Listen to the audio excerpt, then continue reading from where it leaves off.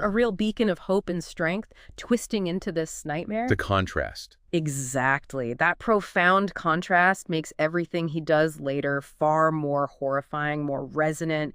It forces you to think about, the fragility of heroism itself, how even the brightest stars can fall into darkness. And it's almost jarring then thinking about him having actual connections, like friendships, given the monster he becomes later. It really is. Because the sources say the ultimate villain actually had friends. Zack Fair, Angel Hewley, fellow elite soldiers.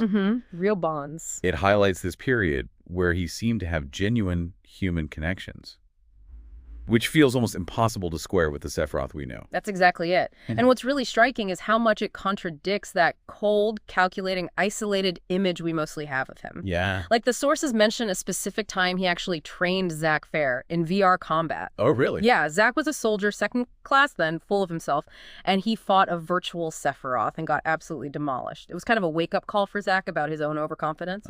So like a mentor thing? Or just professional? It hints at maybe a bit of both. At least a strong camaraderie that went beyond just, duty. But here's the kicker. Okay. He reportedly refused a mission. Shinra wanted him to investigate Angel and Genesis, his friends, because they were acting suspiciously. And Sephiroth said no, because of his friendship. Wow. Okay, refusing orders from Shinra, that's huge, especially for him. Right. It's not just surprising loyalty. It shows he had some kind of personal code back then. A sense of honor, maybe? Connection, anyway, something that existed before everything went sideways. It suggests he wasn't always this solitary, destructive force. Exactly. It implies that maybe, just maybe, a part of him valued human bonds, which makes his later descent feel even more tragic. It paints this picture of a man who could have been a protector, if his world hadn't just completely shattered. And that shattering ties directly back to the truly dark side of his origins, the Genova Project. The core of it all. His mother, his genetic source, is Genova.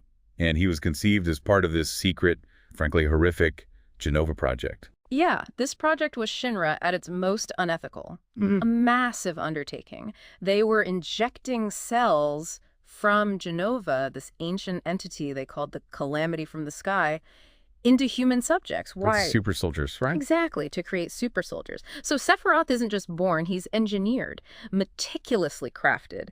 He's a product of bioengineering, basically an artificial being designed for one purpose: be the ultimate weapon. So he's inherently linked to Genova from conception? Inherently. It effectively makes him her son in this really disturbing scientific sense. And this sets the stage for almost everything that follows. It suggests a destiny woven right into his DNA from the start. Like his past was almost